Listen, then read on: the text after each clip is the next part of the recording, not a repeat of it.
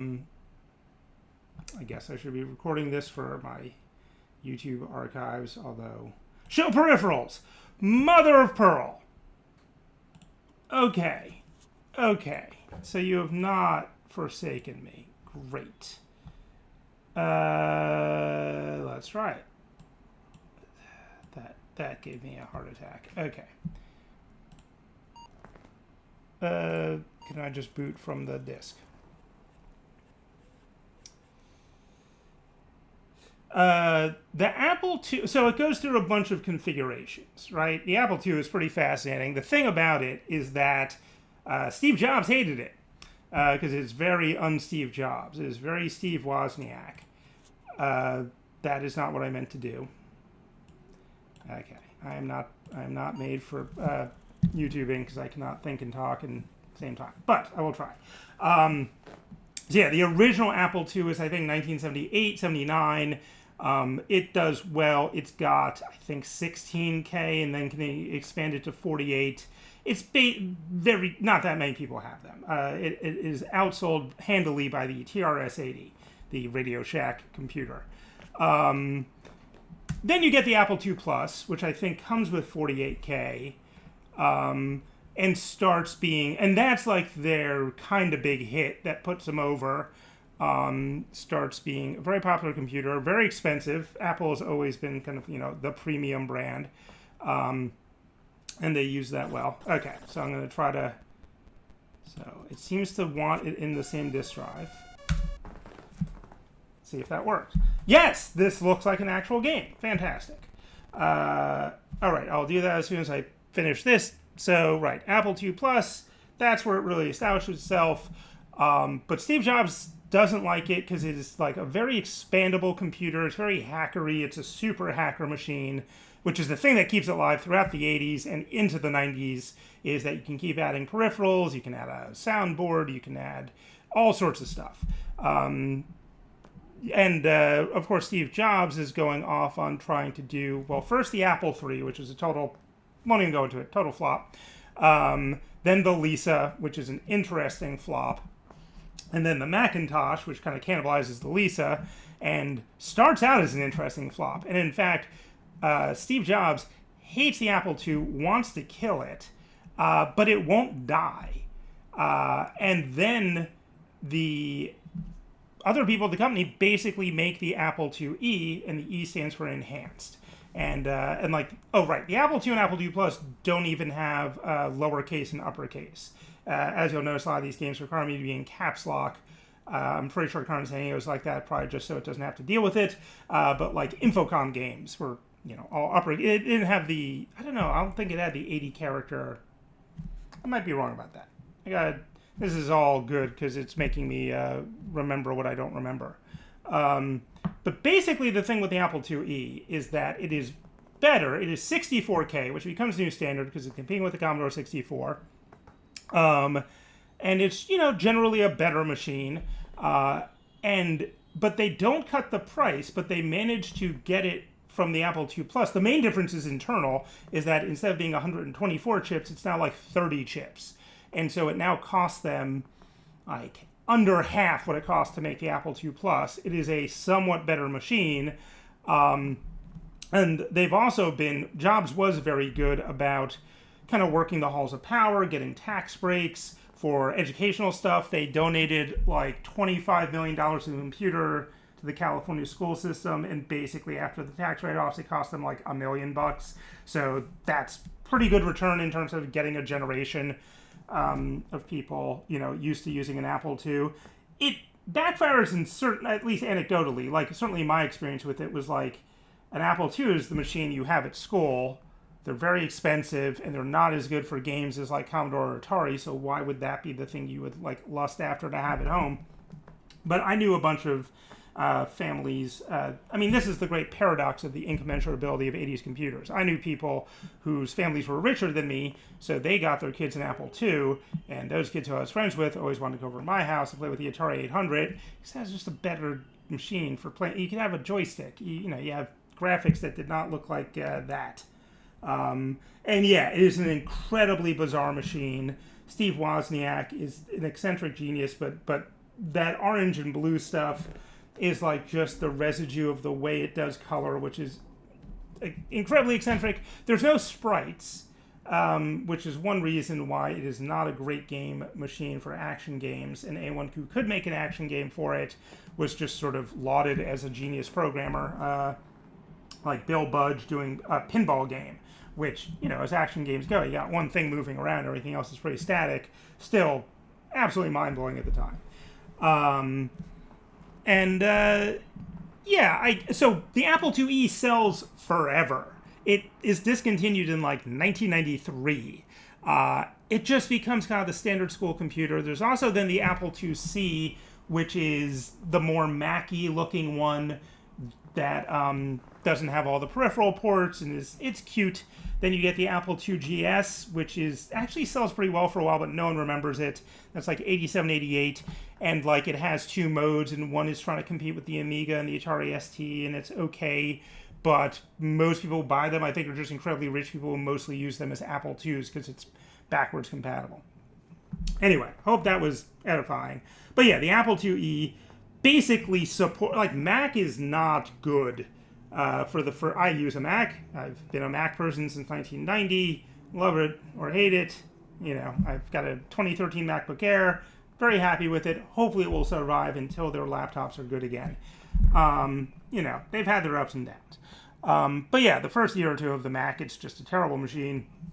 And it definitely doesn't start selling in anything remotely approaching profitable quantities, I don't think, until the late 80s at the earliest.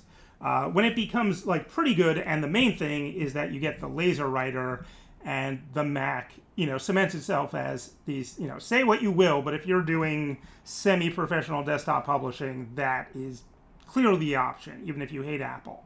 In the same way that the Amiga, which never has a good year in the US, although, as we talked about in the podcast, has several in the UK. I discovered that like half the Amigas in the UK and Europe were sold as part of the Batman pack, which was just this thing that it came with the new Batman game. And everyone bought one, apparently.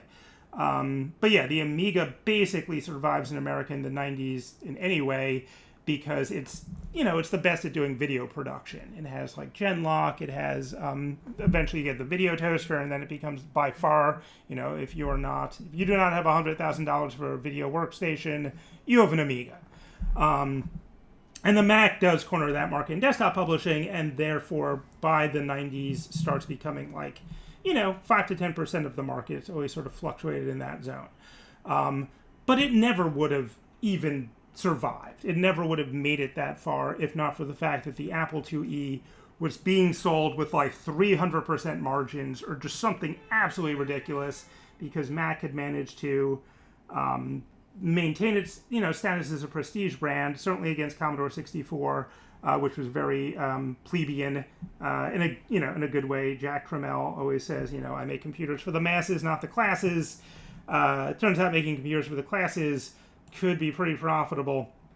I mean, I really think the Apple IIe is probably the most profitable computer of the 80s, just in terms of that. It sold a lot and it had insane markup. But anyway, yeah, so that's what we got. This is sort of the canonical Apple II, I think. Even though there's the C end of it, which I think has 128K. I mean, they get better, but if you're going to play Apple II games, probably your default is boot it up an Apple IIe and it should work. All right, that was a lot of talking. Let me actually identify myself. Jesse. There's no record of my name on Interpol files. Oh, right. Is it going to write to the disk? This is interesting. That is okay. It doesn't matter because I copied these over onto the desktop so I could find them. Yes, I am new here. All right, that was an excellent question, though. Thank you. This is helping me, again, sort of warm up for talking about this stuff. Current rank is rookie. Okay, so let's get out. Okay, I might even, let me change the window size a little because I do want, this is so important a part of this, and this is the thing that makes this one of my favorite games to show students, because of course my students are, yes, I did start recording a while back. Thank you. Been recording for 10 minutes, so I lost a lot of me fumbling around not being able to find the disk drives. But yeah, no, I mean, most of my students in the class, it's a mix of undergrad and grad, so 20 to 28 at the upper range, I'd say. And right, this is more interesting as an artifact than the actual computer game, or any computer games, because like this is just an item you do not. This is an attempt to make a Wikipedia in a book, which obviously made perfect sense at the time, and now is, I mean, it's the Walter Benjamin. That if it does not survive as technology, it has to survive as art, like woodcut paintings, right? The World Almanac is at this point kitsch. But the game was designed. It was inspired by the guys who, the idea was originally the guys who ran Brøderbund, Doug Carlstrom and one of his brothers, and they were nerds. They were nice guys, and they used to play like almanac games as a kid or something, and basically tasked some of their designers with the idea of like make a game around like finding out stuff about the world. And did not think of it as edutainment, which I think is its real saving grace. It is they just think it's fun. And it is. All right, so here we go. Let's get the full. Okay, and I can even, now that I know how the discs work, I can hide the discs. Can I hide the discs? How do you hide the discs? Let's get the full screen. Hide peripherals. Gotcha. Boop. All right. Now we're cooking with power. But yeah, right. What was I was going to say, let's get my beautiful head a little bigger here so that when I hold up, try to show you what I've learned about Buenos Aires. Okay, probably not going to be great in any respect, but we'll go like that. Okay, but you'll get the gist.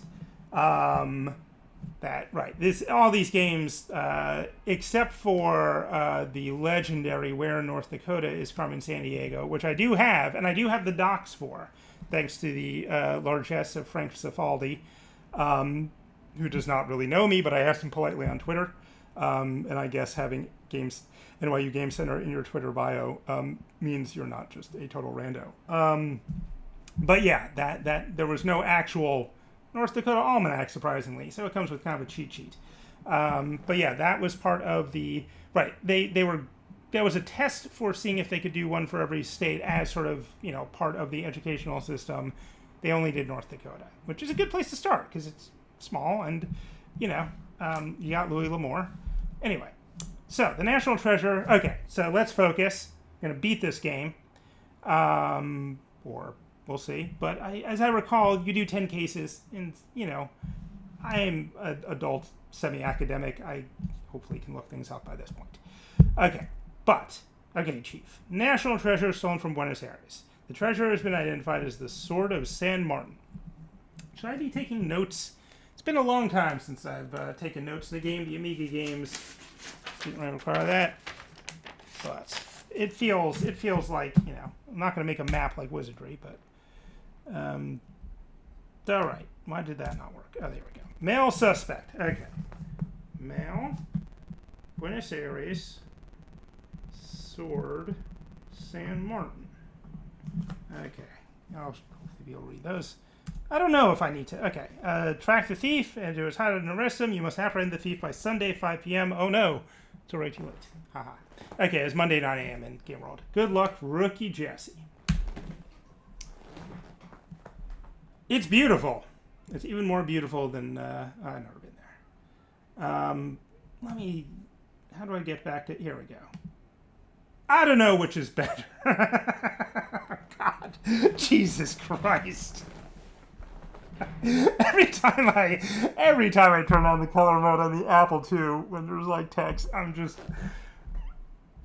am baffled. This was like the standard, yeah. This is what you thought of when you thought of a computer.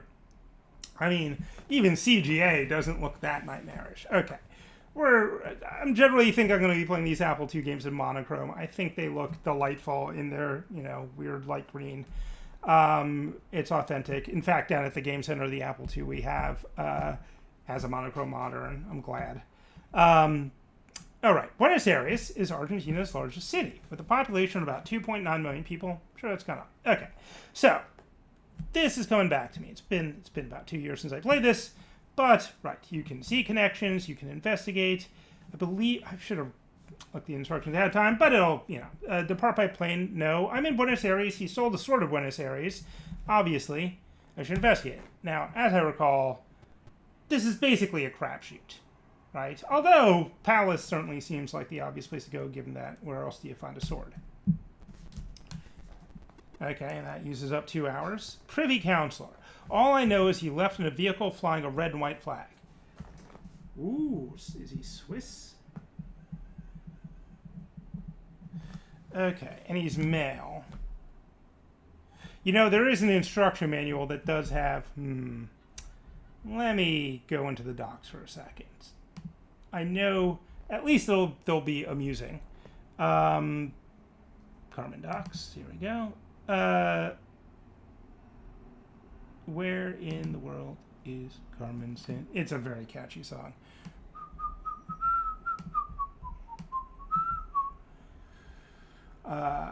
Let's see here. So, Gene Portwood, I recall, he's the guy who did the graphics, and I think he was a classic Disney animator. He's got an interesting story. He's definitely older than the other two fellas. I'm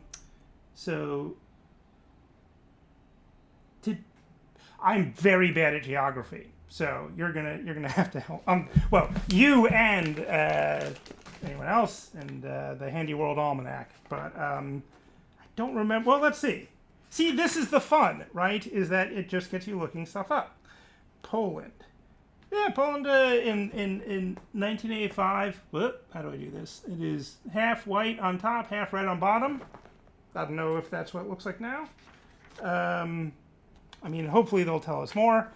Okay, but, okay, story, right? Vile, Villains International League of Evil. And I'm Acme Detective Agency. Okay, getting started to catch a thief. Okay, that's all useful. I don't need a joystick. They're hiding out. Begin the search. See connections brought by plane. Visit Interpol. Okay, so actually this is built in, but I do recall, yes, there's all these fun...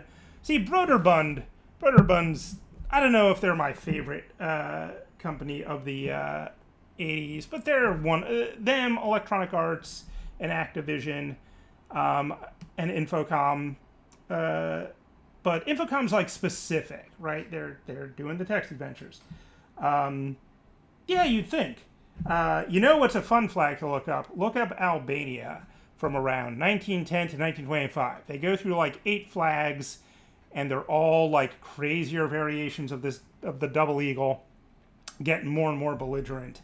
And you really kind of get a sense of like, I don't really know the history, but yeah, you definitely get a flag narrative there that's striking. But yeah, we're going to learn about flags. We're going to learn about, who has barley. I don't know. But yeah, I do remember that all these games have these amusing... Her nickname is Buffy. Little known fact. I do know that she is... there was some... not controversy... but canonically, according to Brøderbund, I believe she's Swedish and married a Hispanic gentleman because there was some, like, oh, this is a bad role model stuff in 1985 or whatever. So that was their counter. Whatever. She's Carmen Sandiego. She's the best.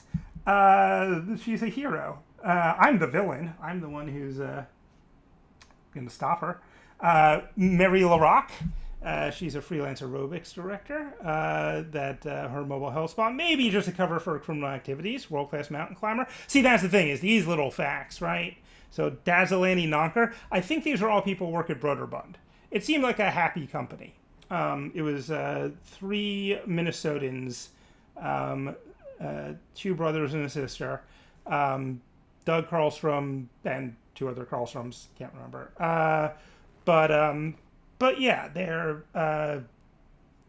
good. They really, like Infocom, they really did focus on production in terms of, like, Jordan Mechner submitted his first game before Karateka.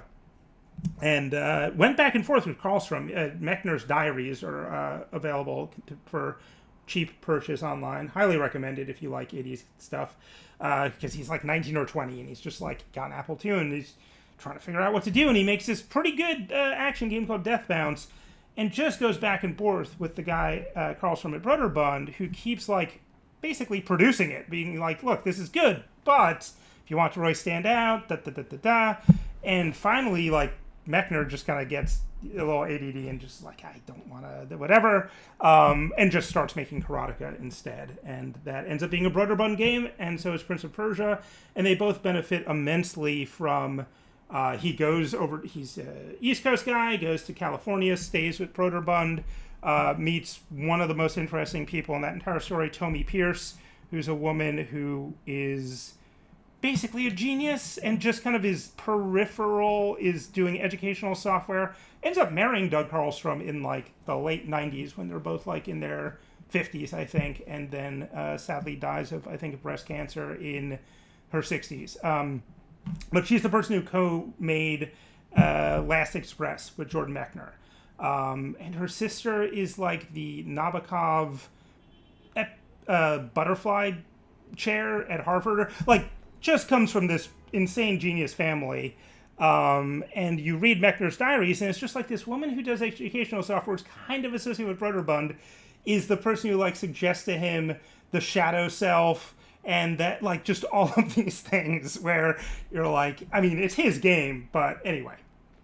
Brøderbund. But yeah, genius, the concept of genius as opposed to individual genius, I think is an interesting through line in a lot of this stuff, where whereas Sierra Online, the games are basically as good as the person who makes them, because he just kind of makes stuff, and like, if you playtest it, if you think playtesting is necessary, it gets playtested. If you don't, it doesn't, until the 90s at least. They clean up their act at some point.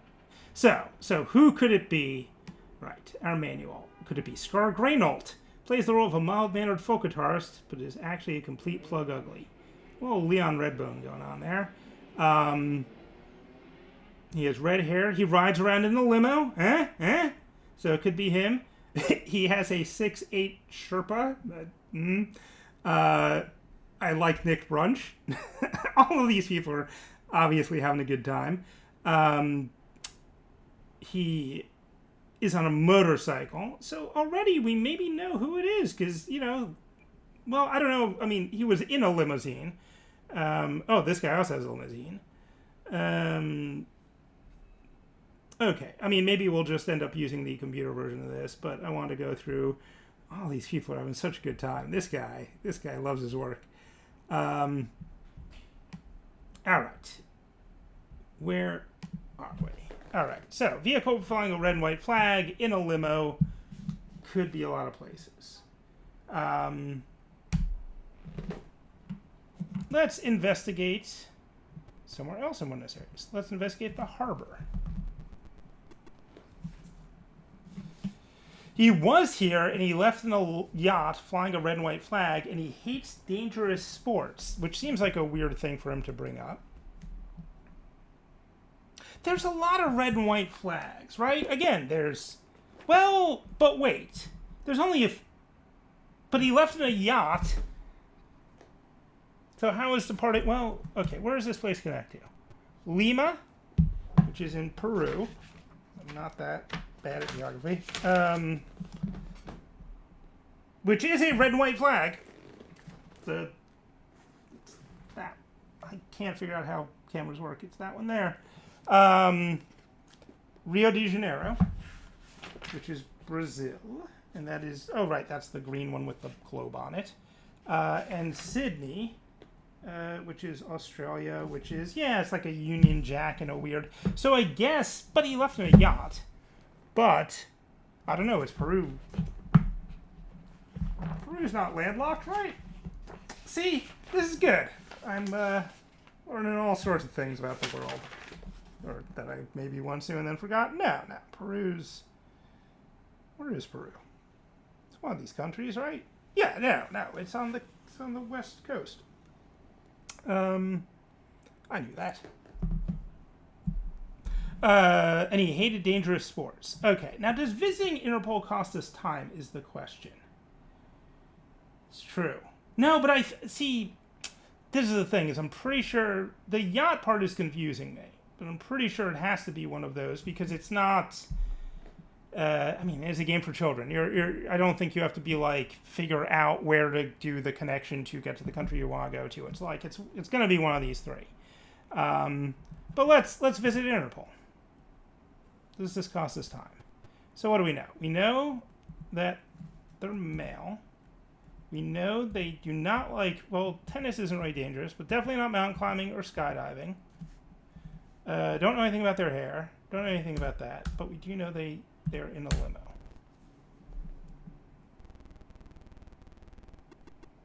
It did cost us 3 hours. But it's either Ihor or Scar, and I think we actually know who it is if I went back to the manual, but I'm not going to bother right now. Okay. I believe we're going to go to Lima.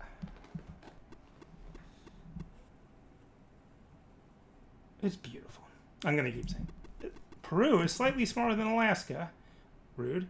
And is bordered by Ecuador, Colombia, Brazil, Bolivia, and Chile. All right. Let's go to the stock exchange. I don't know.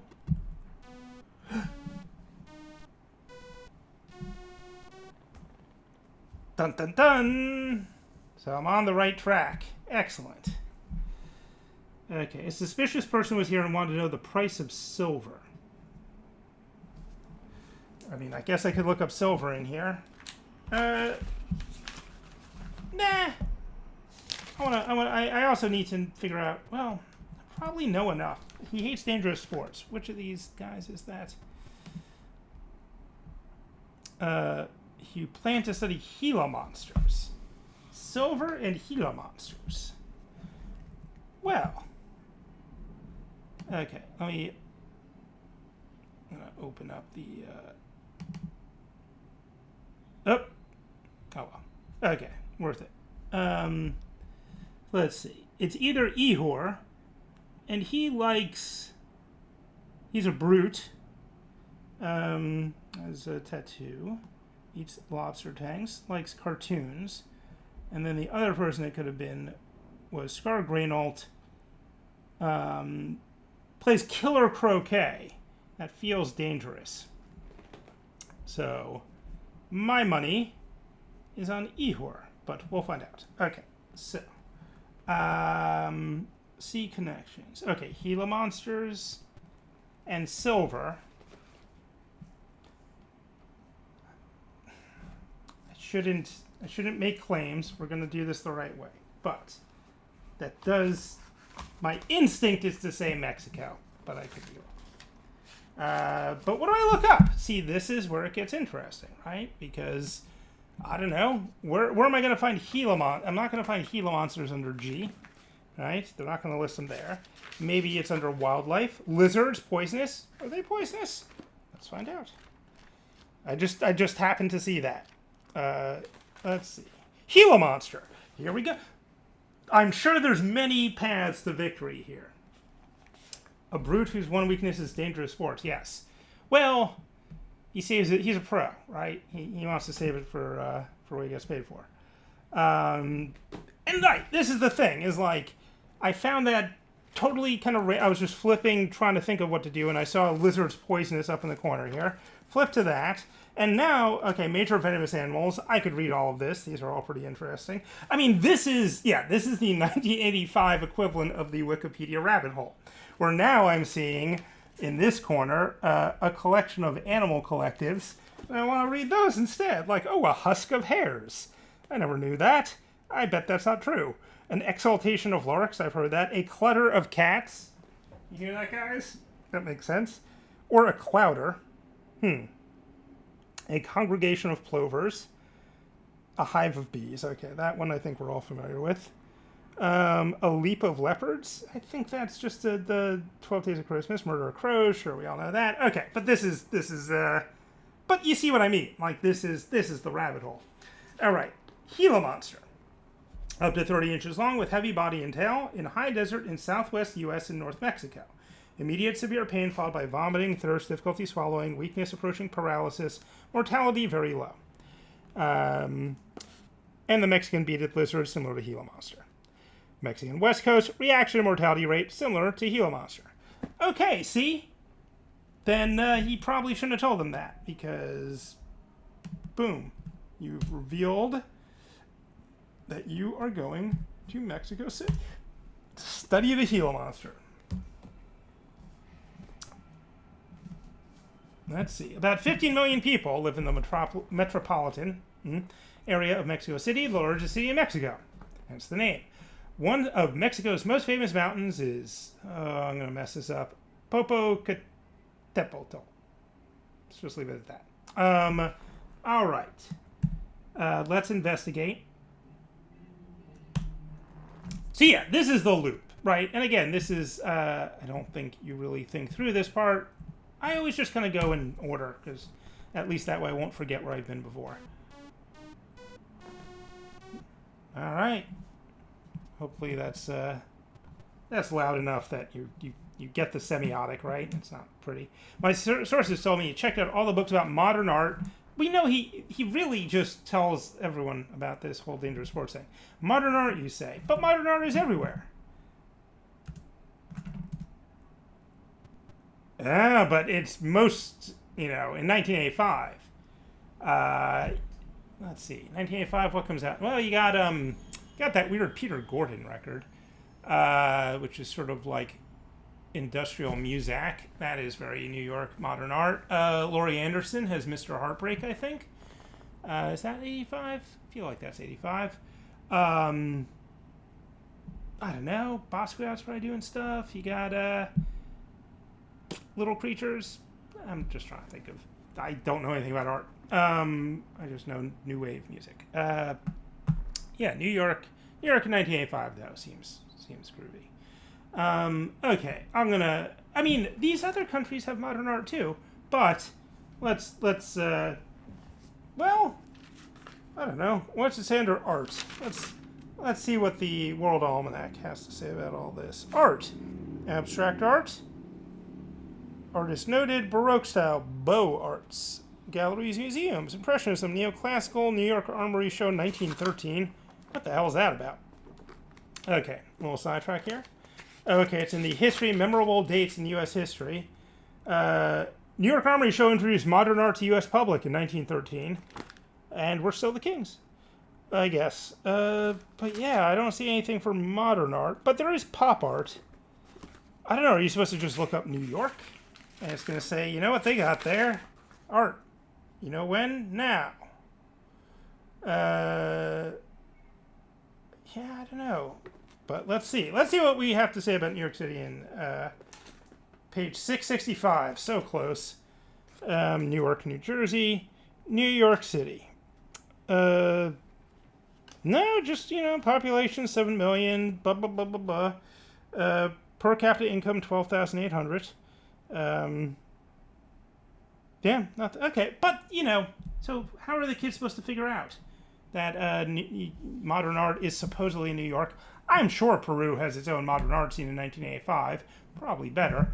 Rio de Janeiro, I mean Brazil. Don't want to. I'm pretty sure Tom Zay is doing stuff in 1985 in Brazil. So really, I think that's really where you're going to go for the most modern art, but.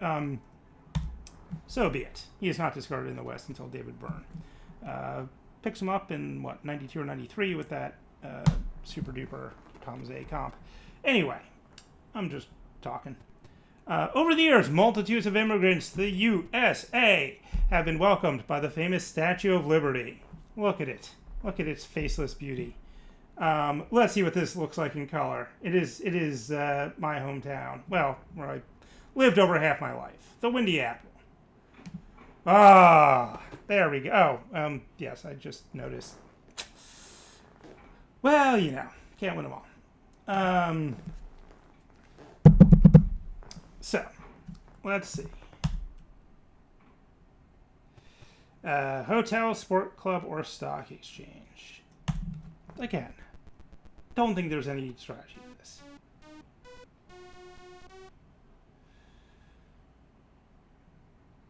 I saw the person you're looking for and you want a French dictionary. Well, that really narrows it down. Is he maybe go... Oh, no, actually, I guess it doesn't. Well, of these 4 places, it does. I mean, should I just go? I mean, it's only a few hours, so... Canada ranks as the world's 2nd largest country in land size and is divided into 10 provinces. And that is its famous statue of Celine Dion? I don't know. Probably not Australia yet, even in Quebec. Let's check out the riverfront. Uh-oh.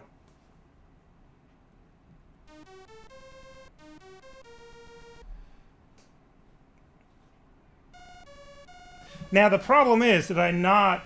Uh-oh. Uh-oh. I think I might have messed up. I think I might have jumped the gun because I didn't go to Interpol.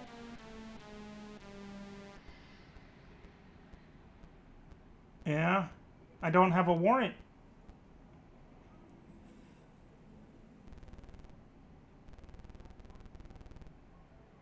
Oh, it wasn't even either of the guys I thought it was.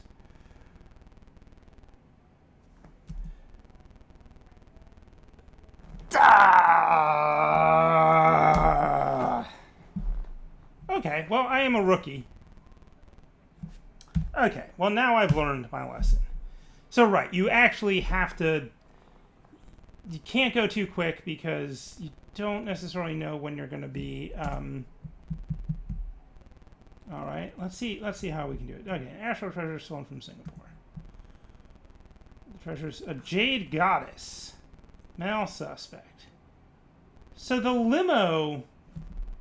Okay, wait. I want to look up Fast Eddie B for a second here. Maybe it was the yacht. Right? Because he was in a limo, but then he was in a yacht.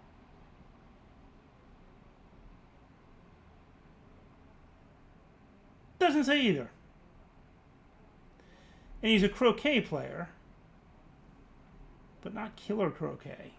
Oh, maybe that just meant really good at croquet. I assumed killer croquet in this Brøderbund universe was, you know, something more specific. Sure. It's always Monday night. All right. We're in Singapore. The nation of Singapore, which consists of 1 large island plus 40 smaller islands, see, didn't know that, has a smaller area than New York City. Really? That is a small country. No. Really? I mean, I guess if you include the boroughs, but still. That is a very... All right. So be it. Investigate. Let's go to the sport club. Okay. This time, we're doing it right. He had a tattoo, and he wanted to visit the Aborigines. Not going to visit Interpol yet. There's definitely more than one male with a tattoo. Should I... See, this is the part I'm confused about. I mean, I'm not... I think the game design here is fine.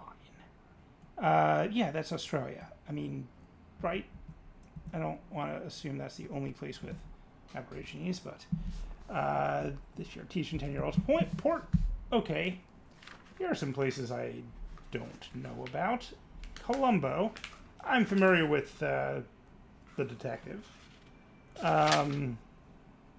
But I am not familiar with... Is that in Colombia?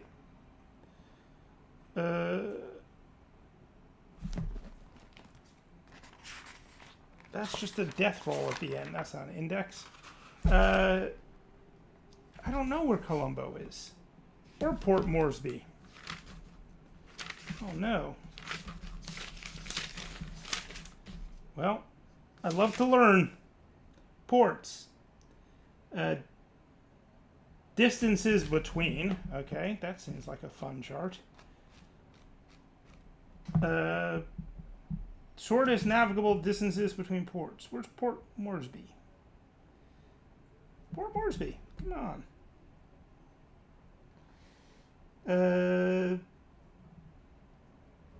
I'm not seeing you here, buddy.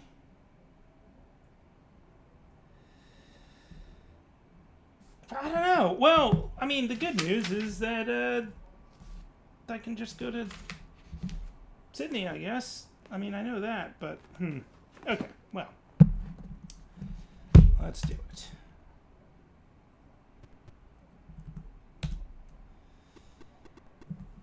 And what do we know? He has a tattoo. That's all we know. Oh, I've seen that. That is the Spectacular Opera House, Australia's largest city. Can we investigate the Opera House? No, we can investigate the Sport Club, the harbor, the hotel. I am on the right track. I knew that. But I need to find out more about our prey. He ordered seafood. Okay. And he wanted to hike over the Gran Chaco Plain. I don't know where that is. But it's probably not Singapore because we were just there. And I guess we'll find out. But, okay, between seafood and a tattoo, that's got to narrow it down, right? Let's try. Well, it's only Monday. Well, tattoo. Is seafood a hobby? Guess not.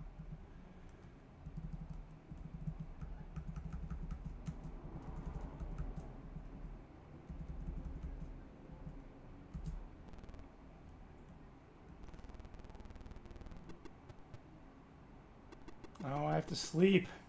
Okay, that doesn't really help me. Okay, so I don't know what the seafood does for me. I guess I need either hobby, hair, or auto. Okay, see connections. And what did I just learn? Oh yeah, the Gran Chaco Plain. Which again, I don't know how you look that up in here, because it's not like they're gonna have a list of like planes, right? James K. Polk. Why does he get that many entries? Pitcairn Island, Pittsburgh, PA. Yeah, you're Platinum Resources, playing cards odds. It's interesting to see what they found important. I mean, I can always investigate somewhere else. Right. And maybe we'll get another important detail about our friend. He's a mountain climber, and he's flying a sun flag. Well, that, I believe, is... Okay, Brazil, maybe. Right? Is that a sun? I thought it was more of a big... Wait.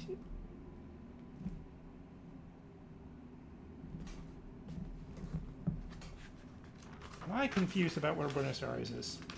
That would be terrible. Again, it's in Argentina. That's right. Easily confused. And there's a little sun on it.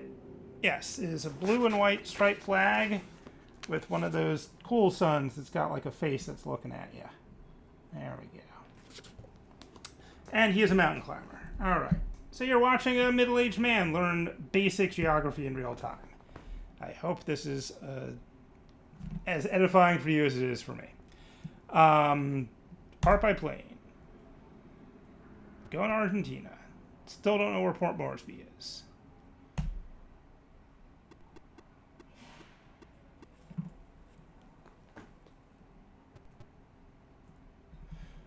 Okay, before do any of that stuff, because this has to narrow it down, right? Can't be two mountain climbing tattoo-y guys. There we go, Len Bulk. They probably shouldn't tell people about these things, but I'm really not sure.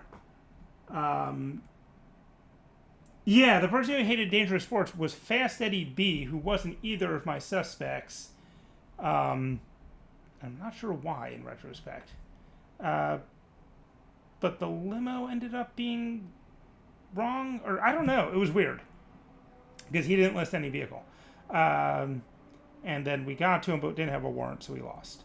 But now we have a warrant to arrest Len Bulk. We just need to find him. And maybe he's here. And maybe we go to the museum and then sleep there. Okay, no, but we're on the right track. Okay. The Incas. Well, that does narrow it down. Okay, I'm gonna call that one and say that would be Peru. I feel confident.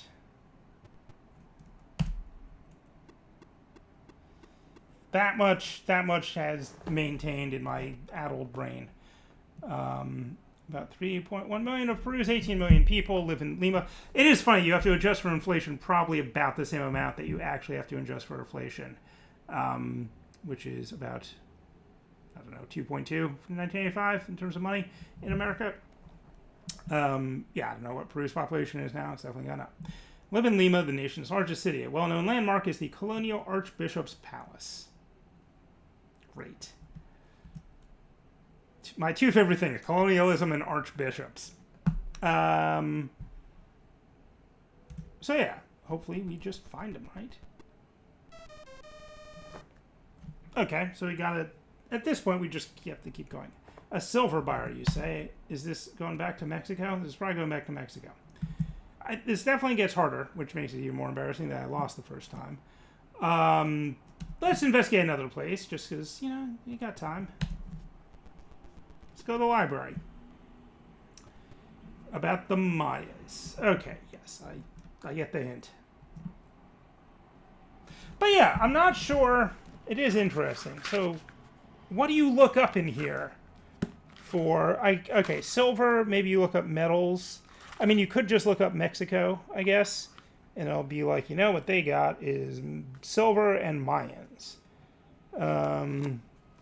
Hopefully that's not what it actually says, but you never know in 1985.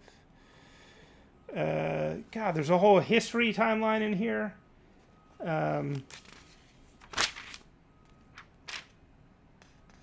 The Olmecs.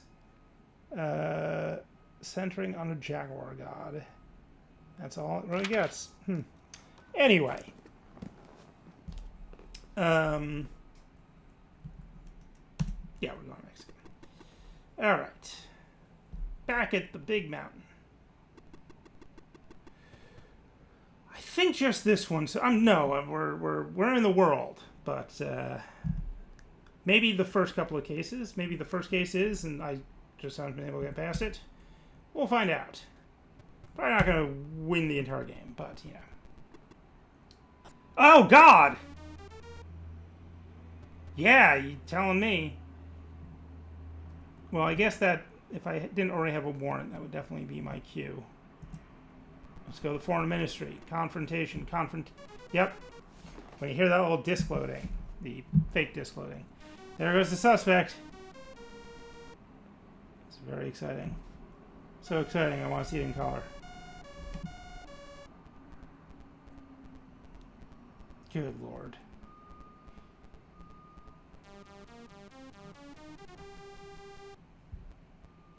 Got him! Look how happy that guy is.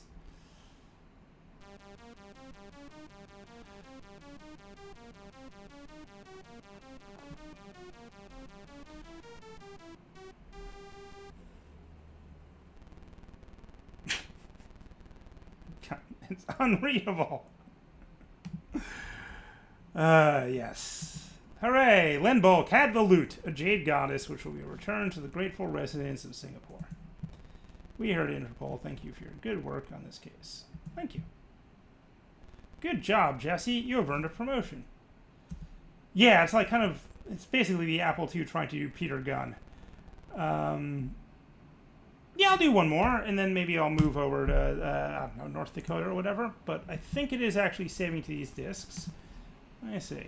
I'm curious.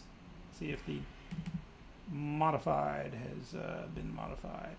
Yes, state modified today at 10:06 p.m. So it is saving to disk. Excellent. So, okay, national treasure stolen from Cairo. All right. I haven't been to Cairo yet. King Tut's mask and a female suspect. Let's do it. All right.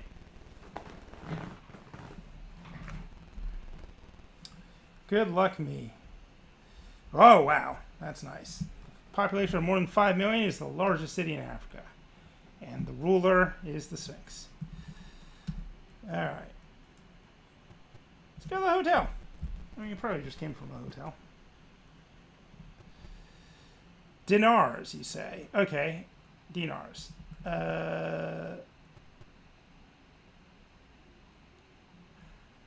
Okay, I think that would have been at that time Baghdad, and I will admit that I do not know where Bamako or Kigali are, and I do not know how to find them in here, other than looking up Africa, which I assume because they're connected. But first, okay, Iraq in 1985. America's friend, right? They're our ally against the forces of Iran. Yeah, Iran-Iraq war is in here. U.S. Iraq first listing, aid U.S. Yep. 550. This is probably right around the time Donald Rumsfeld's getting that famous photo taken of him and Hussein shaking hands. Okay. But what kind of money do they have? Well, but, you know, there's other things here. Let's see. Life expectancy at birth, 56 years, which not terrible for 1985, I suppose. The Tigris-Euphrates, sure. The Kurdish minorities, 14 million people. Where do you say your money? Head of state, President Saddam Hussein at Takriti.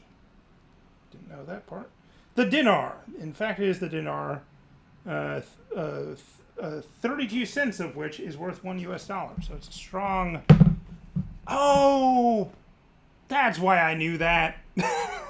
God, this is so depressing. The reason I know that is because there's one very particularly goofy subsection of MAGA people who keep... there's, I don't know, does anyone know about the scam about the Iraqi dinar and, like, the revaluation of it? And, like, some very sad right-wing people have invested a lot of money in the dinar because, you know, I don't know, Q told them that it's going to be revalued by Trump's fiat and they will all get really rich. And so certain dirtbag leftists I am friendly with occasionally retweet just someone yelling at Trump to revalue the Iraqi dinar already. So, yes. So you can learn about things either in the 1985 way from the World Almanac Book of Facts or from Matt Crispin mocking people on Twitter. They're basically equivalent. All right. So, what were we doing? Right. So, we know we're going to Baghdad. We are going to not find out, I guess, where Bamako and Kigali are just yet, but, you know, we have things to learn. Yes, the podcast that makes everyone angry. I believe that is, in fact, their tagline around their picture of an orb at this point. I did read a good Twitter thread about their recent interview. Not about the interview, but they recently interviewed presidential candidate Marianne Williamson. In my Twitter feed, I retweeted one of the guys from We Are the Mutants, which is a very good retro site. Retweeted a thread about MK Ultra and sort of the CIA psyops and tying Williamson's New Age hoobajoob. I am interested in for mostly aesthetic reasons. That is how I deal with having grown up with parents who are fond of, let's say, the esoteric. Is that I have a strong aesthetic appreciation for all theories of all types. And literally no biological ability to believe things other than strict vulgar materialism. Anyway, where are we going? That was not the point. Point is, Baghdad, here we come.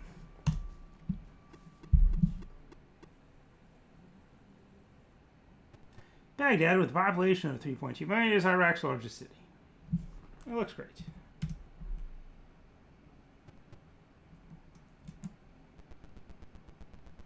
Let's see It's various buildings that I'm sure are still there and were not blown up by America.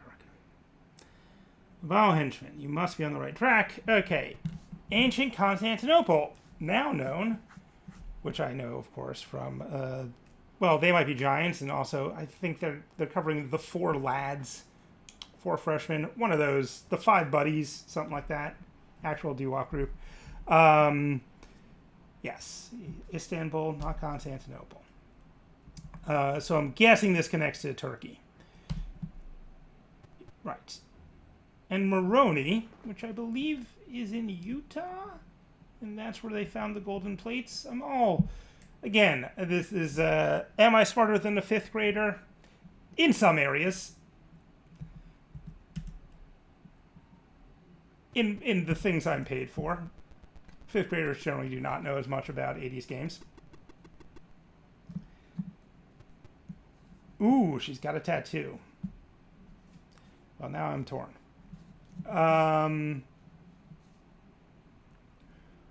I feel like we only are gonna, I mean, there's not a lot of strategy at this part. Obviously, this game is mostly a fun proscenium for looking stuff up and learning. But the one, I do feel like you learn 1 clue per zone, right? So, we are going to Istanbul, not Constantinople. One's called Constantinople. It's the largest city in Turkey with a population of 2.7 million. Speaking of places that or America doesn't get along great with, but one I would incredibly like to visit. Probably one of my top 3 places I'd want to visit, along with Rome. For the same reason, they are cat-friendly cities. I would like to visit a city that just has cats everywhere, and they just kind of coexist with people and roam around. Because that is the city I live in. As you can see, the cat tree back there leading up to the area above the closet. My apartment, cats and humans live in harmony. In theory, where are they? They're just lying on the floor. That's some form of harmony. But yeah, there's a documentary called Kedi about, I think it's Kedi, about the cats of Istanbul. And they seem like they have a civilized life. Anyway. Yeah, so we're learning the sum total I know about the world through this. Just so little. I am an ugly American, but, you know, I try. The person you're looking for changed her mind to rupees. So, she went to Hyrule. This is very easy. See, I know geography. All right, but let's even though that's a gimme, let's see if we can find out anything besides she has a tattoo. She has red hair. Okay, let's go to Interval. Red hair and tattoo. How many ladies? We saw the whole list. There's not that many people on it. You're female. Your hobby is having red hair, and you have a tattoo. Compute. Lady Agatha. Okay, well let's learn a little backstory here. Where's Lady Agatha? Just went past her. Ooh, she's kind of the Miss Marple type, or Jessica Fletcher. A colorful character with a predilection for sensible shoes. Lady Agatha is a reader of mystery stories set in upper-class English drawing rooms. She has no ability at solving murder cases, but is very interested in amassing great wealth. A compulsive lawbreaker, she loves to exceed the speed limit in her Dengabi super chauvinist speedster. Red tresses streaming in the open air, she drives through the countryside looking for great Mexican restaurants. An avid sportswoman, Lady Agatha has been known to pick up a few extra dollars on weekends, trouncing unsuspecting locals at local tennis courts, have a diamond ring the size of a small grapefruit, stolen from the royal treasury of Graustark. Okay, now we know. Wait, we don't want to investigate. Wait, back up. Hey, escape actually worked. I thought I might just crash the thing. Okay, so, rupees, all jokes aside, New Delhi. I'm assuming Nepal, Kathmandu is in Nepal. I mean, India has rupees. I'm confident in that, right? Nepal. But let's look up Nepal. It's an interesting place in and of itself, and I don't know what kind of money it has. Nepal. Finance. Currency. Rupee. Oh, well, I mean, I went to 2 different places, and they both said rupee, so do I have to go to the third one for a hint? Or am I just flat out wrong about India? That is also very possible, because I'm a dope. Now it's also the rupee. Okay.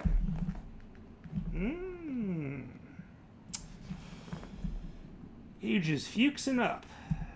Okay. Let us investigate the Sport Club. Let us sleep at the Sport Club. Want to see a rare wild yak? Well, I think that narrows it down. If I know one thing about Nepal, it is that their yaks are beautiful. And,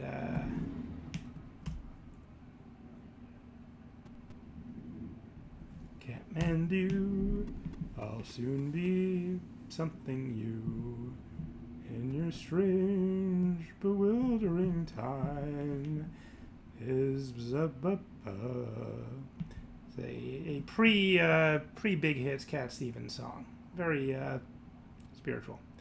That's a nice album. I should not tease. I have a strong soft spot for the works of Cat Stevens, the thinking man's Paul McCartney. Kathmandu, with a population of 122,000, is located high in the Himalayan mountains. Fair. Mount Everest, the world's highest peak, is nearby. Let's climb it, like all those other idiots who die. No. We've got a mission. We're here for very specific reasons.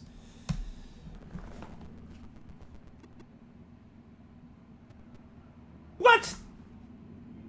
Does India also have yaks?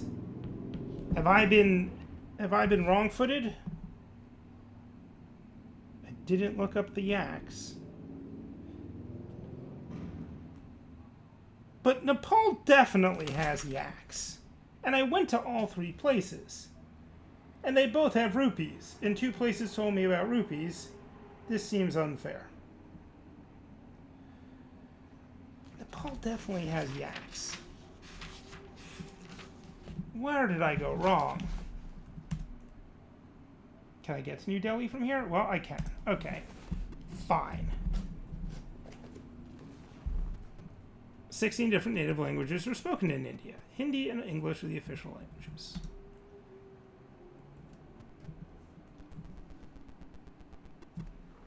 There we go. But I'm running out of time. The suspicious... Oh, the rupees. Well, it's gotta be... I'm running out of time.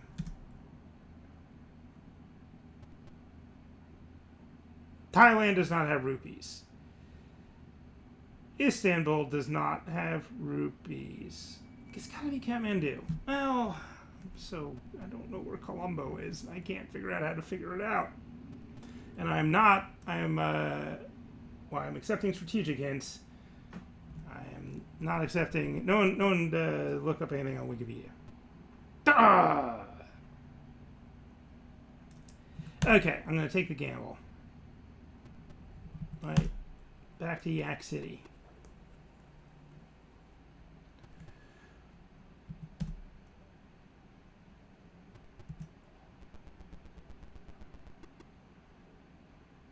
God! This is infuriating. Oh, I think I've boned it. Now I'm gonna have to sleep. Oh, don't sleep until noon.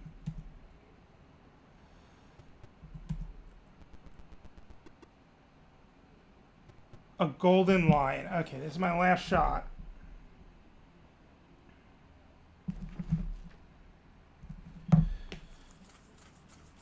Okay. But it's another place with rupees. Does Thailand have rupees? I think not. There's a golden lion on Sri Lanka's flag. And I mean, how many golden lions are there? Can't be more than 5 or 6. Is Colombo in Sri Lanka? Why would you have a place called Colombo in Sri Lanka? Well, colonialism, I suppose. Capital of Sri Lanka is Colombo. Well, there you... And the finance is the rupee. I mean, I am learning. I cannot deny that I'm learning. I'm learning through trauma. Tea, coconuts, and rice. Okay, have I just boned myself? It is already Friday. Come on, come on.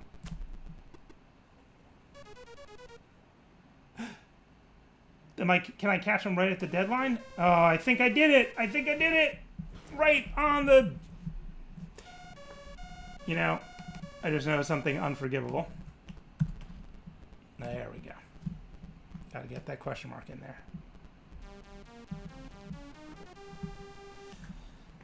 Got him. Her. Sorry.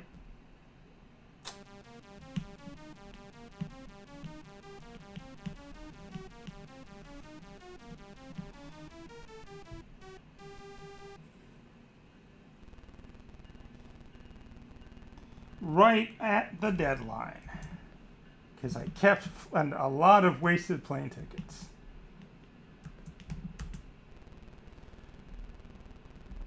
Yes.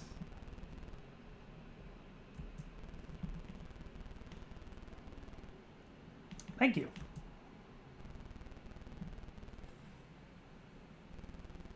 I don't get another promotion? Well, I guess I did kind of suck. No. I'm not ready for your next case. But I am ready to try a different Carmen Sandiego game. Oh, look at this. I think I was my dude.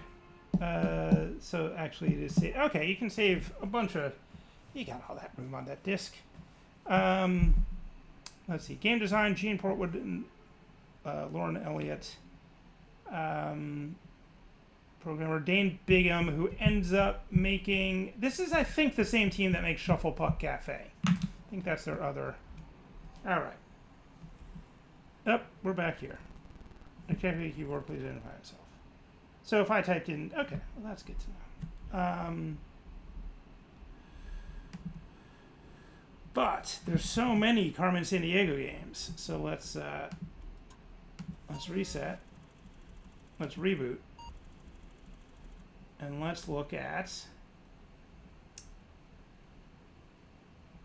Why don't I have Where in U.S.? They definitely had Apple versions. I only have the DOS versions of that? Okay. Well, this is good. This is why I'm going through all this. Figure out where the gaps are. But what we do have is the ultimate game. So the other one we're going to do is Where in North Dakota is Carmen Sandiego. Oh, God. Oh, right. It was their centennial. Look at it. It's beautiful. Make it stop. Please, God. There are 2 discs, so no one will switch over. But, yeah. I guess he'll tell me. I mean, it is 1989, so let me just try sticking the second disc in the second disc drive, and maybe it'll figure out what's going on. Detective and keyboard, please identify yourself. Once again, I am Jesse.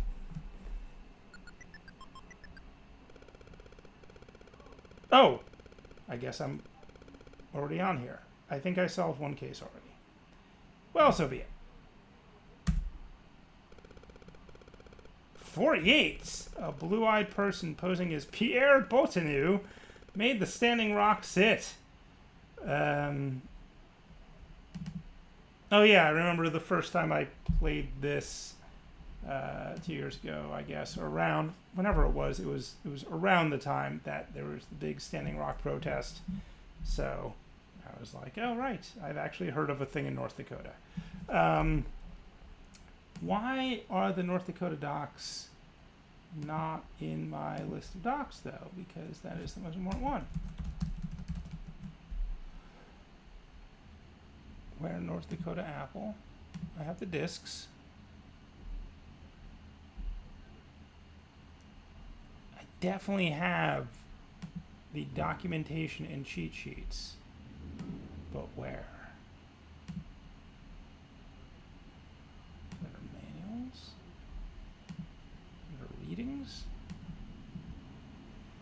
Let's see here.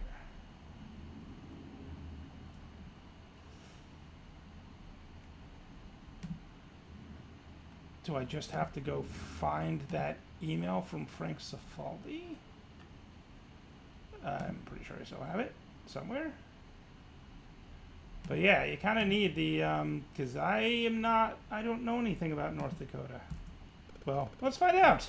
Maybe I do. Maybe I do and I don't know it. What is Fort Yates? Okay. I could also use a seltzer. So, let's take a brief break, and I will come back and hopefully have those documentations.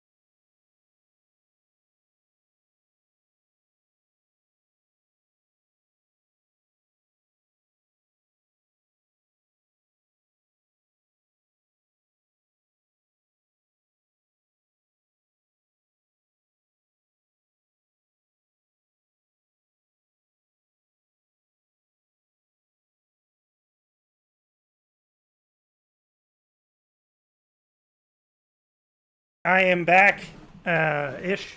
Give me a second. I think instead of trying to track down the North Dakota docs, which honestly may be a bit of a novelty, let's look at a different machine. Let's look at a later game on a different machine, and then we can do a little compare and contrast. So what I've got is I've got the books for Where in the USA, and I believe Where in America's Past is the What Happened When one. So Where in the USA I have on Amiga. So let me try to get that set up, and then I will pop back in.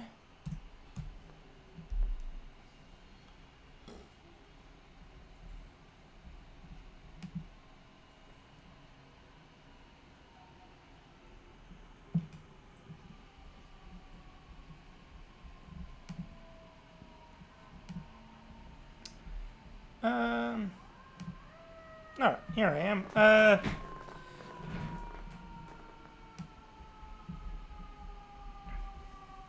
Okay, multi-select, I guess. Let's go back to those Amiga things, but let's go to these Amiga things. Where in the USA is Carmen Sandiego? 1989. Alright, so the Amiga I had actually mentioned earlier. I've been playing a lot of Amiga games because I was just on the Ken and Rince Amiga podcast, which was 3 British people who live in a country where people actually care about the Amiga, and me, a person whose stepfather happened to have one his senior year of high school, and therefore I played a decent amount of bootleg Amiga games. Never this one. Or at least, yeah, I don't think I ever played this one on anything. Okay, font mover, that's great. As you can see, the Amiga, while a fantastic games machine, had basically a, you know, a reasonable knockoff, a better knockoff than the Atari ST did of the Mac, or of the Xerox PARC system, which honestly goes back even further than Xerox PARC, but clearly we have hit a point where we do not want it in monochrome anymore. The color is nice. So that's a big difference. And there's actual sound effects. Maybe I'll even turn them up slightly. I mean, they're not going to be great, but they're not just beeping. So that's something. All right, I guess Carmen's broken out. Where's my seltzer?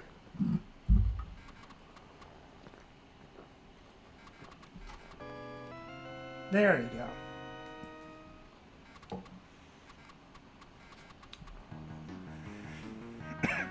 Excuse me.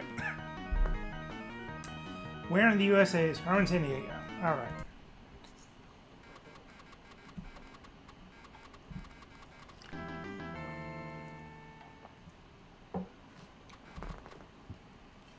Okay. We've already been through this. We get it. Does it assume I only have one disk drive? Is this like I gotta swap disks? Nope. Clancy. That is not what I might do. Oh, might as well. Sure, I'm Clancy. Are you happy?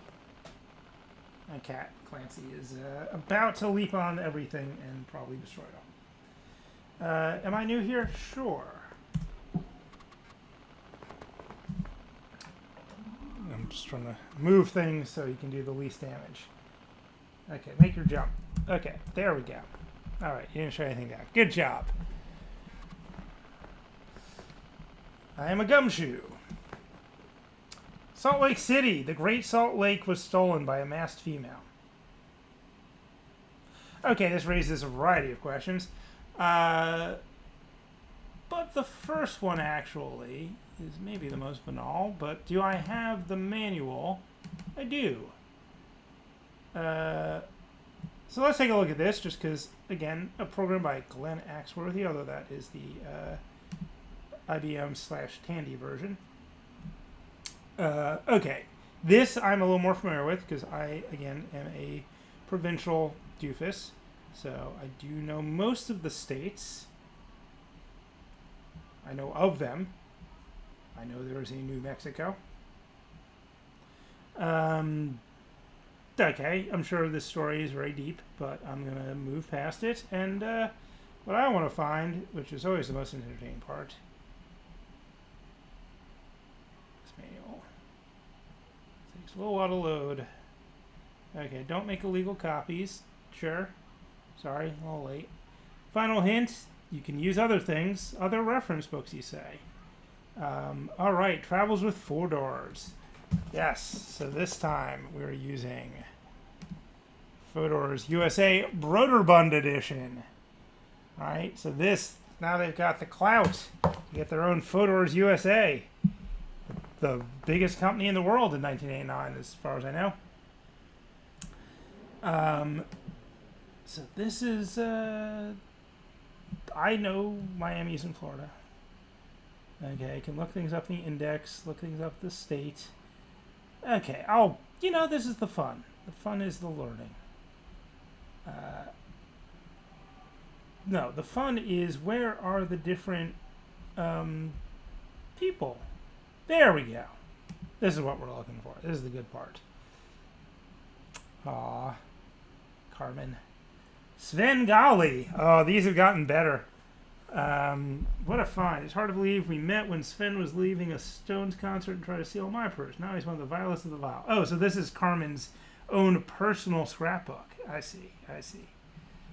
And yeah, again, I believe these are all Brøderbund employees or whatever, people they know.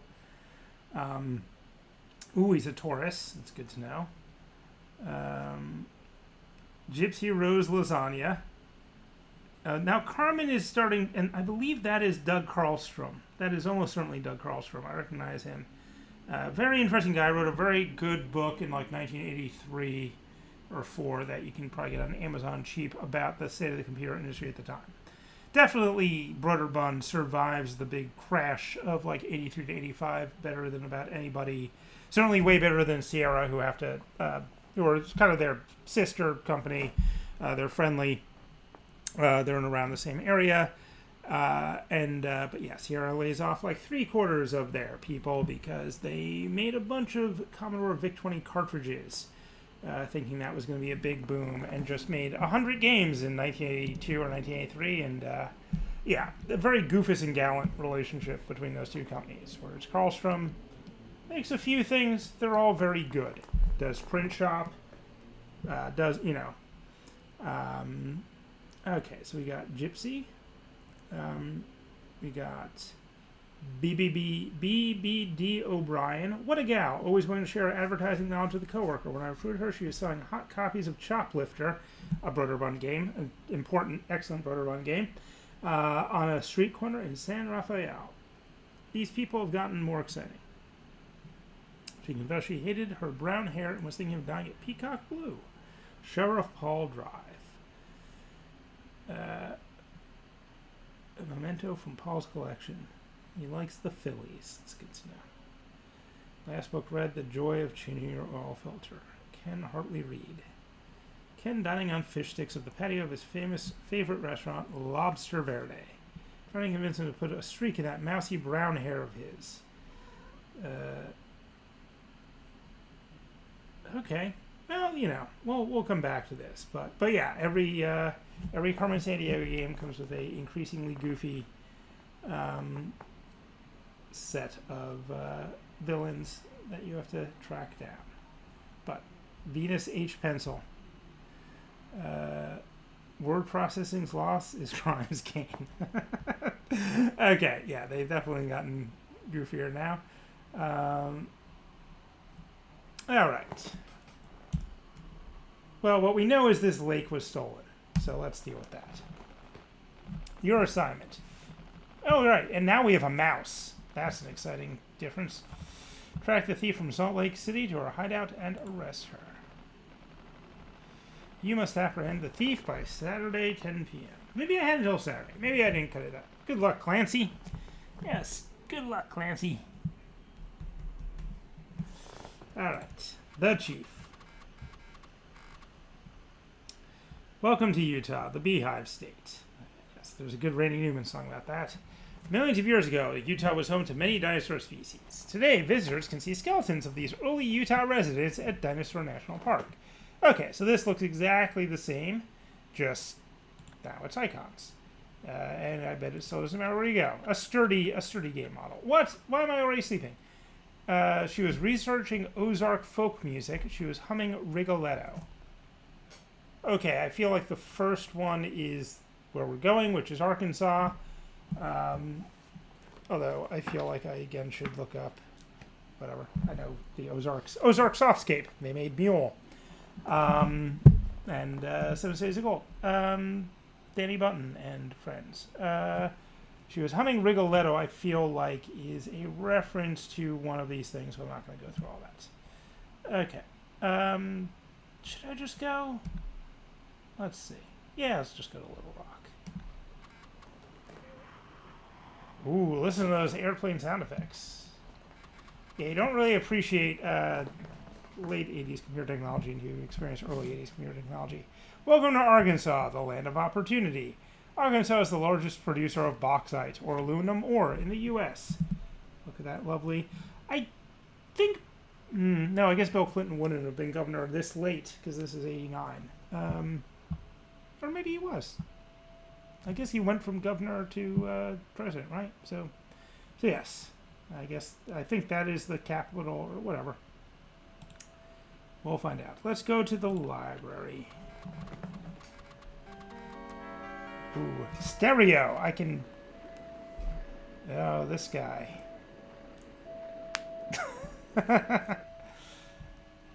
They're terrifying. She asked about a book, again with the silver. Well, it's probably near Mexico. New Mexico?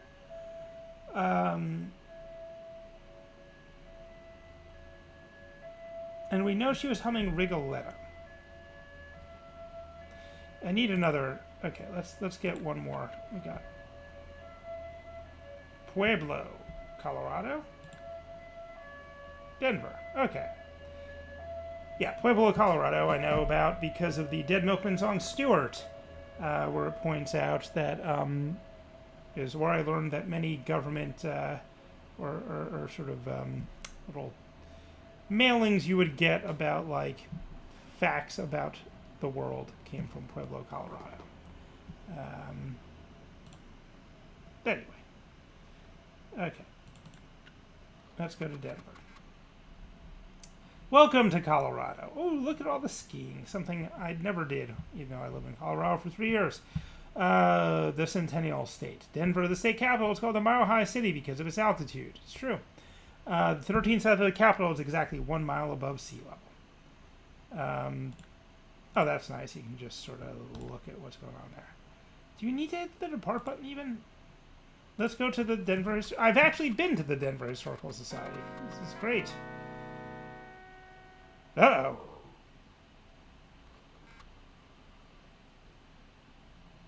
He looked like he was gonna do a Chippendales. Writing a Western set in Coeur d'Alene. Well, I'm guessing... Well, is that Louisville? No? I'm thinking of Louisiana. I don't know what I'm thinking. I'm an idiot. But it is a Western.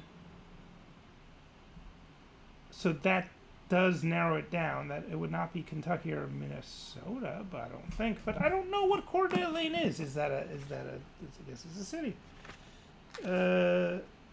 All right. I'll bite. Idaho.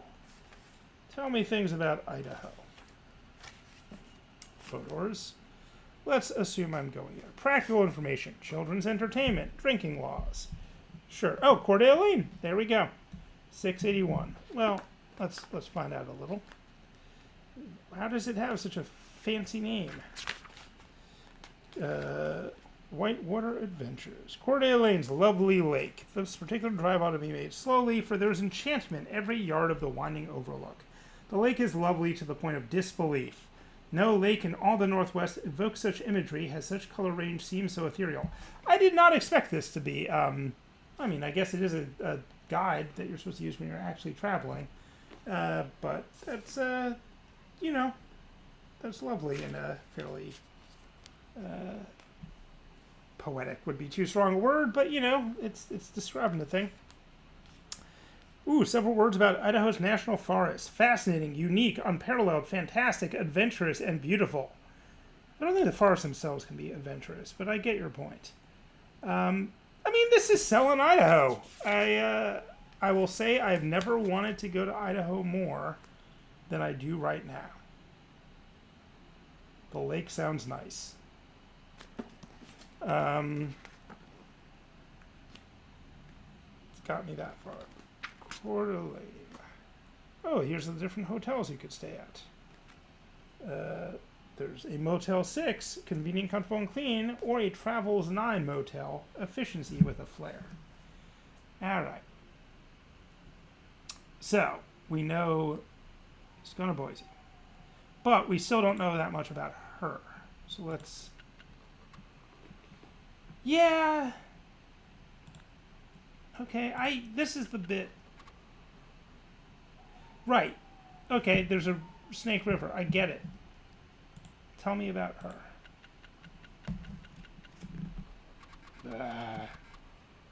Ooh, that is a nice moose. Welcome to Idaho, the gem state. Idaho has many old mining towns built during the gold rush of the 1860s. Now it is an important agricultural state, leading the U.S. in potato production. That is true. That is the thing I did know about Idaho. Idaho potatoes. Famous potatoes.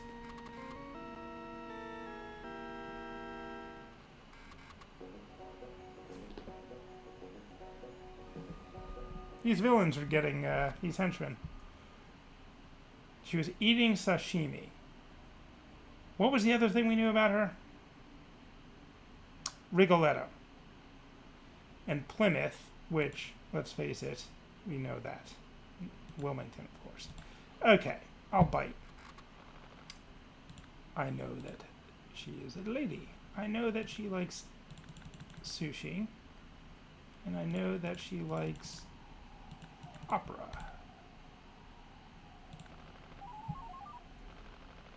Polyester fabrique. That's a good bad pun. Taking a look. Okay, what do we know about polyester fabrique? Polyester fabrique. These people had so much fun making this. Taken out of the big game and not a brown hair out of place.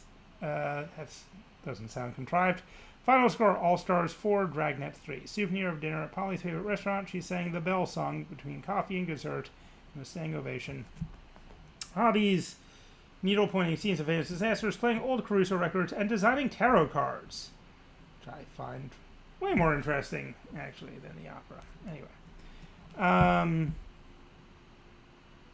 Okay. Well, we got that. And we know we're going to Boston.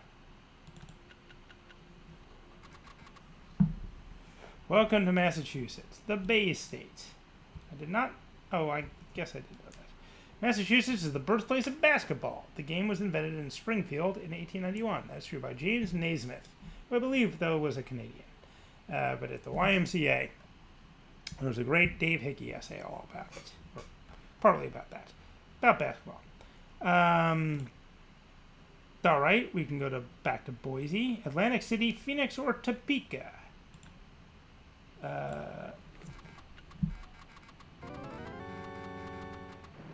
Uh-oh. Okay, I think...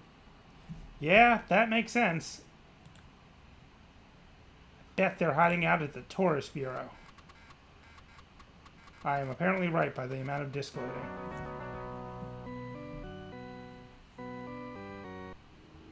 Uh-oh. She's getting away!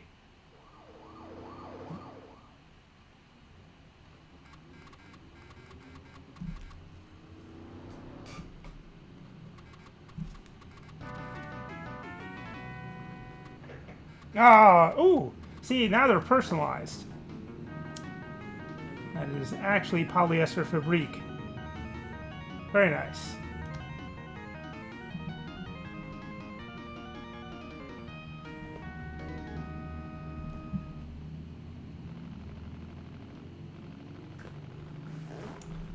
Well done. Thanks for your help. The police have apprehended polyester fabrique and returned the stolen goods were the Salt Lake of Salt Lake City, which again is raising questions. We heard Acme. Thank you for your good work on this case. Good job, Clancy. Here, take a bow. Come here. Come here. Your fans. Your new rank is junior investigator. Clancy. I'm having to stare down. 2 more cases until my next promotion. Okay. I can do at least one more. I've been on for a little over 2 hours. Or a little under 2 hours. But really only an hour and a half of not futzing around with emulators. Okay, I have been identified.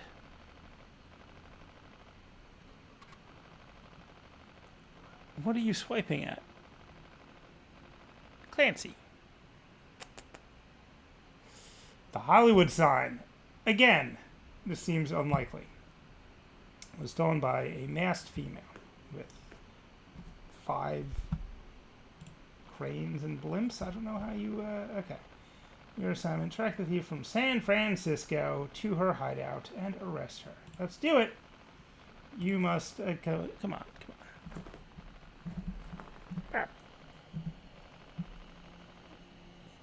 Okay. Good luck, Clancy. Welcome to California, the Golden State. California is the most populous state in the U.S. Every year, thousands of immigrants from Asia, Latin America, and Europe, as well as from other parts of the U.S., come to California seeking a better life. It's a nice place. I've been there a few times.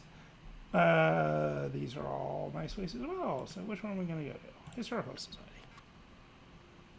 She said she was writing a book about the King Ranch. Well, I'm going to guess that knocks out Honolulu and Philadelphia, probably Indianapolis as well. A docent.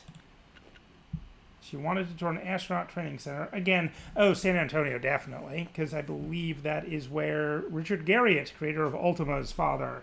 His father was an astronaut.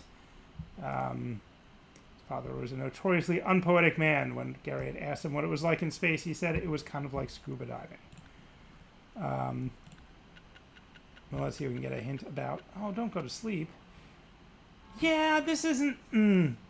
This is the thing. I need a little bit of strategy here, because otherwise I just feel like I wasted my time.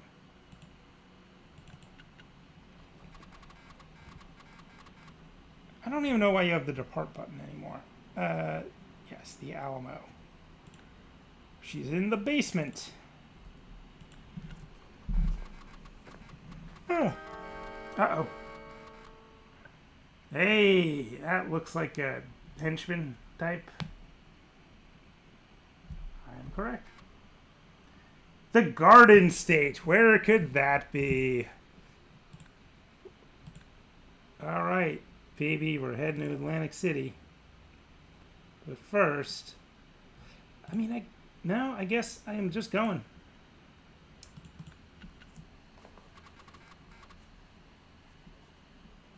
Looking good. Welcome to New Jersey, the Garden State. New Jersey's Fort Lee was the first motion picture capital of the world. True. Did not last that long, but it was. Many early silent films were made there. I read that as eerily, and I think it is correct either way.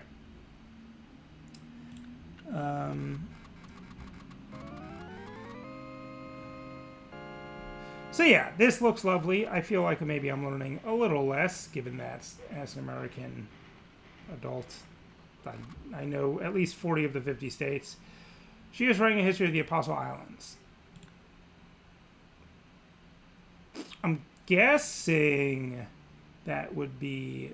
Well, that could be Wisconsin or Michigan, because they're both near lakes and lakes of islands. So, and I don't feel like looking anything up, and I still don't have any information about her.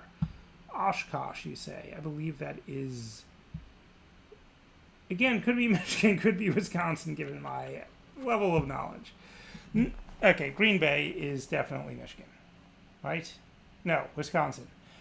I know they have a team there.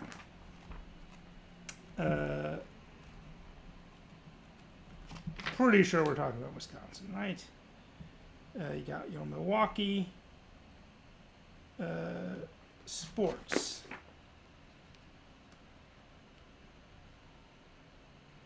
Right, and you got the Detroit Lions. That's your Wisconsin. Yeah, you got Lake Superior. Oh, you got the Apostle Islands. There we go. Let's read about them, because I've never heard of these before in my life, and we love to learn. Wisconsin has about 125 miles of shoreline on Lake Superior, which forms the northwest boundary of the state. The peninsula, which thrusts out into the Big Lake, is heavily forested and little settled. It is here the historic town of Bayfield is located. Once again, coming to the fords of Fishing Village, it is also the gateway to the Apostle Islands.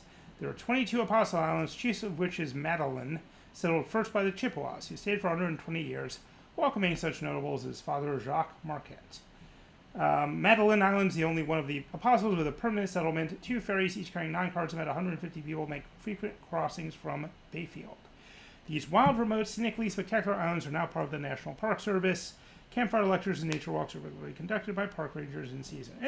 Again, I gotta say, this is making me want to travel, which is not something I would ordinarily say, because I like staying at home with my cats playing 80s games. But again, I am a little annoyed that I keep trying to find out details about this person, and no one seems to... All right. The Badger State. Sure. The largest city is Milwaukee, the beer brewing capital of the U.S. So we're going to be going to Jackson, I guess, Mississippi. Helena. Don't know. Miami, Florida. Okay, let's see here.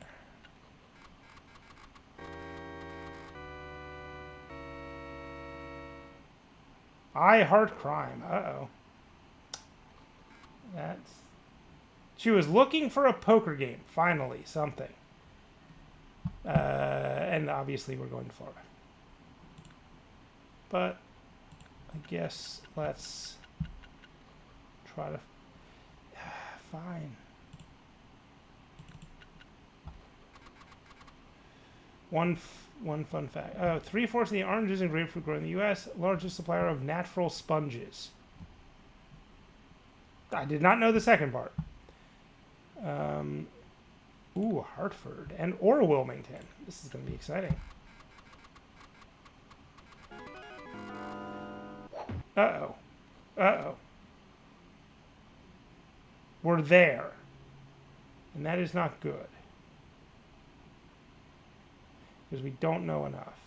All we know is she's a lady who likes poker. Does that narrow it down? Why not? What?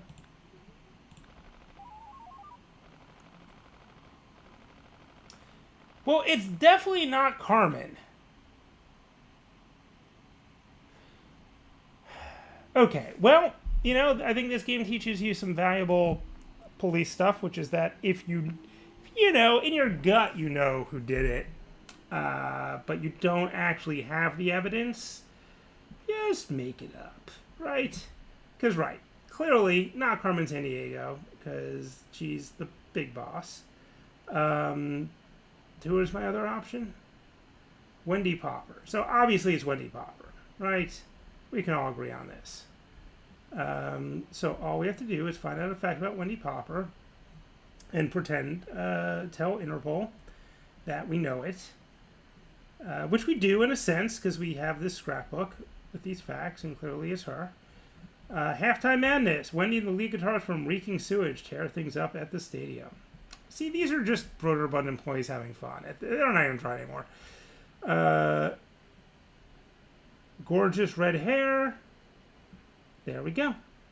And gambling, which we know. Oh, we can do it again, but it'll probably cost us some time. Warrant issued. Good old... How did we find out you had red hair, Wendy? It's a secret. It's a trade secret.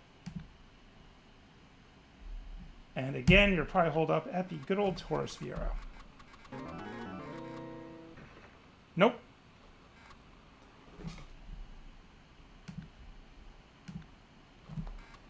Probably hold up at the good old Athletic Club.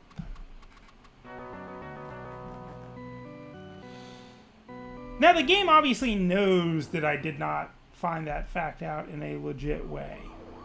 But I'm guessing that it will ignore that. Excuse me. That feels a lot cuter in reality. I mean, it's rude. Look. Such a vivacious young lady. Ah! I guess no one looks good in 16-bit.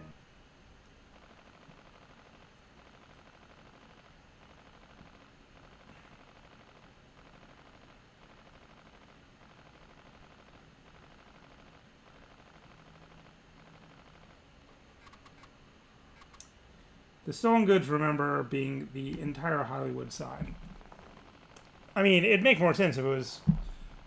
Yeah, she stole the D, and it was Holly Woo, like in BoJack Horseman. But, you know. I do recall in the game show, the PBS game show, that often the thieves were stealing logistically improbable items. I mean, one more until my promotion. Are you ready for your next case, Clancy?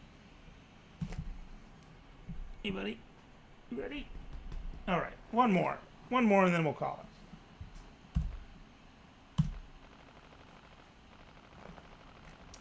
You have been identified, Clancy.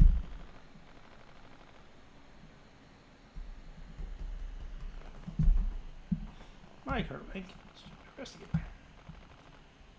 All right. Richmond. George Washington's axe was stolen. Okay, well that is a human-sized item at least. By a masked man.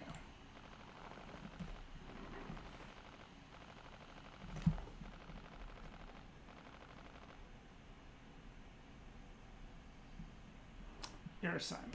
Track the thief from Richmond to his hideout and arrest him. You must apprehend the thief by Wednesday, 6 p.m. Okay, so we're not always starting me Monday 9 a.m.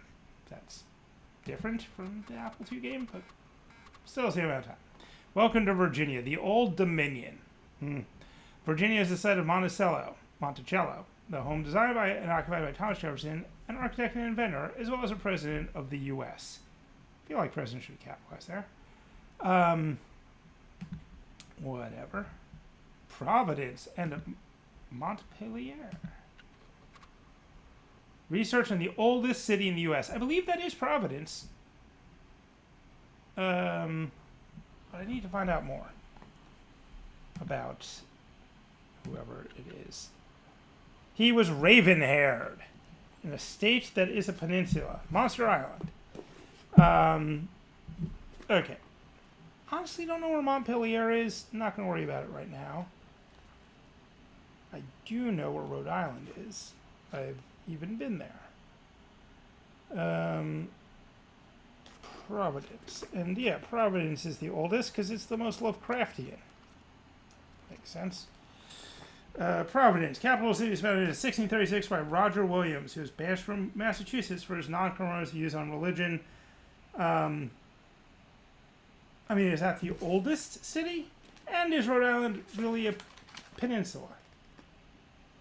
It has peninsulas, sort of.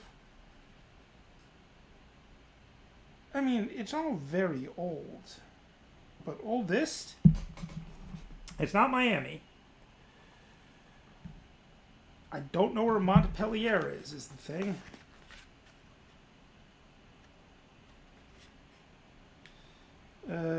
It sounds, I don't know, like Idaho again, or one of those places. I'm also not really sure where Helena is. I am bad at America. And there's no way to look things up other than by state. I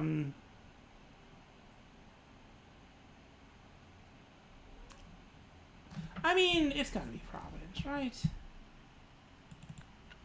Let's find out. Montpelier. The small state, its state bird is a chicken. Famous Rhode Island red. Small state, 48 by 37. See if I was right. I was wrong. Okay. Montpelier and Helena. One of these is the oldest city in the U.S. How am I supposed to use Fodor's to... Montpelier is in Vermont. I'm seeing it on the map here. It can't be the oldest in Vermont. It's on a peninsula. What's a peninsula? Miami's a peninsula. Miami's definitely not the... I mean... Maybe it is. Maybe I'm that dumb. I think I am. I mean, the Spanish, right? Maybe they landed there first? I mean, Florida's not one of the first states. That doesn't mean it can't be the first. Am I just getting very confused now?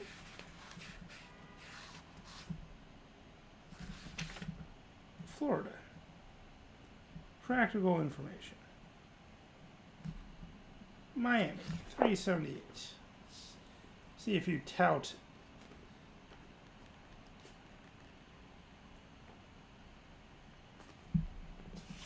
Fun facts about Miami. Miami Beach, downtown Miami. Miami Beach is a grande dame who refuses to give up her beauty or popularity. That sentence kind of just leapt out at me. But it can't be the oldest. Am I just confusing that with somewhere else? And where is this mysterious Helena that you speak of? Is that also a peninsula? Here, at least I can flip through this up here. Helena. It's not in Washington. I'm thinking of Mount St. Helens. It's in Montana. Definitely not a peninsula. What is this oldest?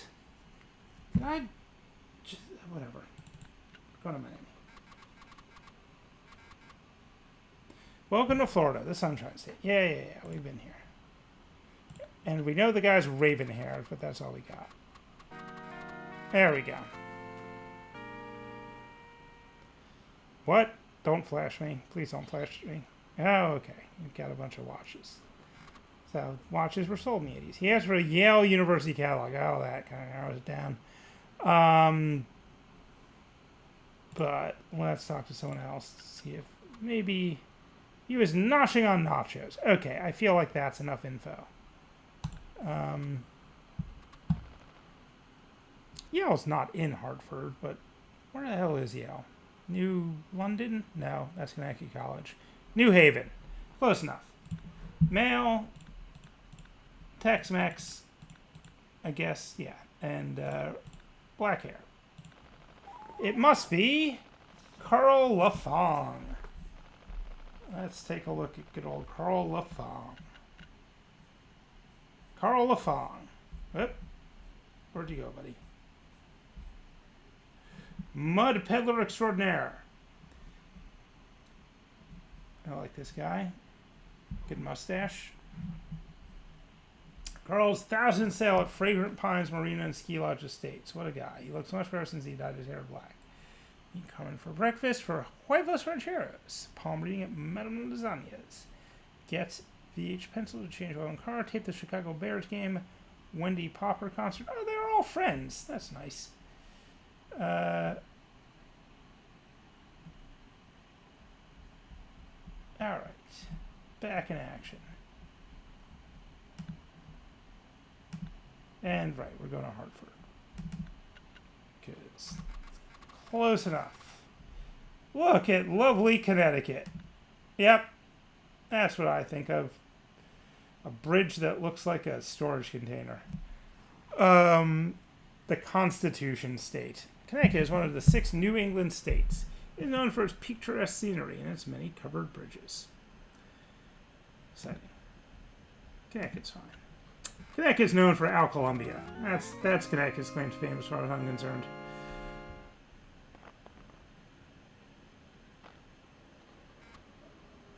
The Folger Shakespeare Library.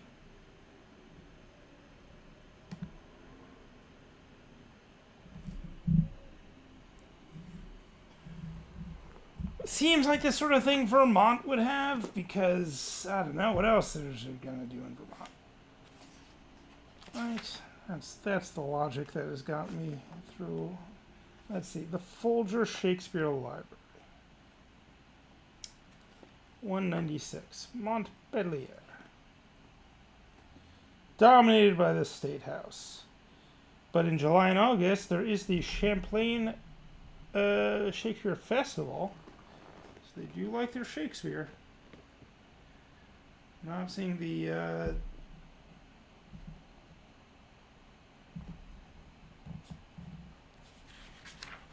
Not seeing anything about this Folger Shakespeare Library, though. You have a festival in Vermont. I'm looking through the rest of Vermont, too.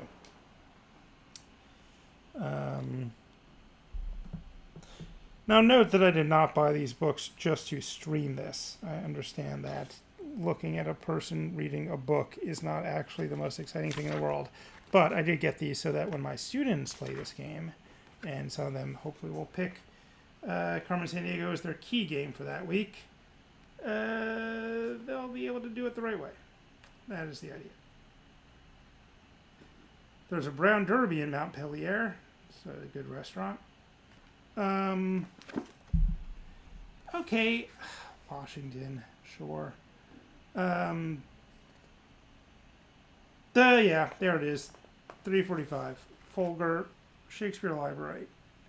A handsome building just around the corner of some other handsome building, I suppose, is, from around the corner from Library of Congress, fair,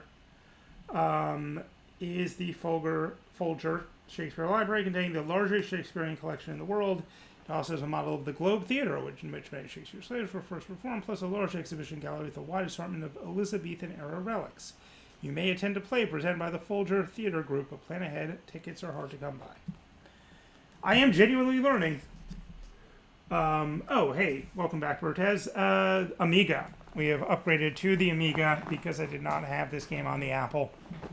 And honestly, I think it's important to play Where in the World on the Apple because it was originally an Apple game and it is very much part of that kind of edutainment-y, right, again, that a lot of Apple's power in the 80s came from the fact that they managed to get into lots and lots of elementary and junior high schools and etc. But yeah, this is the Amiga version, and honestly, it's nicer. Look at this guy. Wait until you hear the tunes. But yeah, we're doing Where in the USA, featuring the Brøderbund Edition of Fodor's USA. And I've done 2 cases, and I think this will probably be my last one because it is getting late, and I do have to get up tomorrow and actually got my last summer class, last intro to game design class on Tuesday, and I want to make sure to do all the grading of everything but the final project before then, so that I can just do the final project and be done and enjoy my 4th of July weekend. And then from there on, it is summer vacation. It is me not getting paid any money, but that's okay, because I have saved up enough to get through the summer months, and I'm just going to be preparing for my classes. Yes, the books came with the games. The boxes for the Carmen Sandiego games were big, and definitely one of the... I had the Where in the World for the IBM compatibles. My mom had a compact. And definitely I feel like part of the selling point was... it's a nice dark green box. I liked Brøderbund, and just the fact that it came with a book made it a bigger, heavier box, which I think seems like value for money. And I did greatly enjoy it. Thibault is playing with his ball in the loop game, so you might hear that in the background. I'm glad he's enjoying it. All right, but yes, the Folger Shakespeare Library has led us to Washington, D.C. It's paradise to me. And, oh dear. Well, okay, that is kind of a dead giveaway, and we know who it is. It is, what was it? It was Carl Lafong. We found out that he had black hair, and that he likes nachos, and that is enough to identify a man. So yeah, let's go to Cheyenne, Wyoming. The Equality State, you say. That guy looks like he's having fun. Wyoming is one of the Great Plains states. The Rocky Mountains and the Continental Divide cross the western part of the state. So yeah, the Amiga is a whole other story. If you are a Kin and Rince Patreon subscriber, you'll get to hear our Amiga podcast in a week or two. Otherwise, it will be like in 3 months. It's $1 a month. Kin and Rince is actually quite reasonable. I was a fan before I ended up being on the show on occasions. I'm mostly doing these more retro-y things. And I don't know if anyone watching is familiar with Kin and Rince. It's a podcast that the main podcast does a different game every week, and generally older, but not that old. Like I was on Paradroid, which is from 1985, and that's more my speed.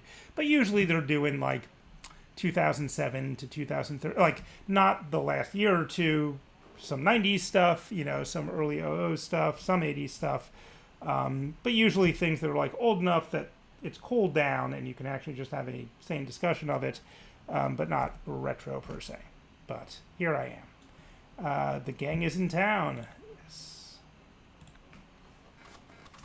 But yeah, so far I've been on the Persona 5 podcast and the Paradroid podcast, and now the Amiga one, and I'll be doing Asteroids in the fall. And I was supposed to be on Metal Gear Solid 5, but I just decided that I did not have it in me to go back and finish that game, because that is one of the unique selling propositions of Cane and Rinse, is that everyone either finishes the game or has a very good excuse, and then everyone else makes one of them. And yeah, look at this upgrade. We get again, he looks way better here, I gotta say, but you know, what are you gonna do? And clearly a big music upgrade.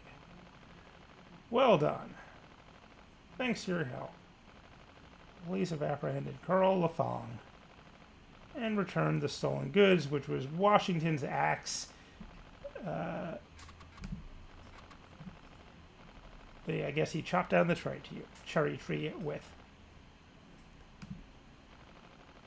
Good job, Clancy. You have earned a promotion. You are now an investigator. Alright, 3 more cases. Oof. Okay, I'm going to leave it there. That's a solid 2 hours of recording. And yeah, my goal is to basically, especially now that class is about to be over, and all I'm going to be doing is preparing, is to try to do this at least like 5 days a week.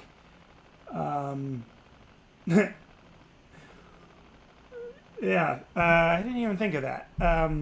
It's classic, right? It is the teletype. That is a fun thing to tell students about, is the fact that the invention of the affordable monitor was a great environmental leap forward, because before then, if you played like Zork or whatever, like the earliest, people playing Zork on a mainframe, they were just wasting reams and reams and reams of paper because there was no monitor. You just typed it in and then it printed, and then the response was printed. Which I suppose, then you have a little story. But yeah, I get the feeling that the Acme Detective Library does seem to be a little behind. But maybe I don't know why they'd want it printed out. You should probably burn it after reading. Anyway, many questions to be addressed in our next playthrough of Carmen Sandiego. But thank you, Bertez and other viewer, and other people who viewed it previously.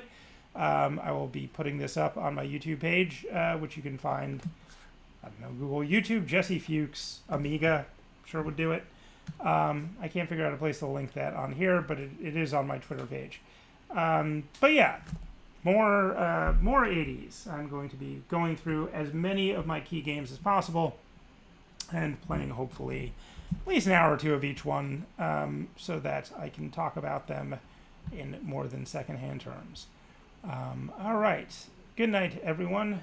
God bless. Or, I don't know. Have a good night. Where's my mouse? Where's my cursor? Oh, right. I cannot access my cursor until I do that. All right. Good night.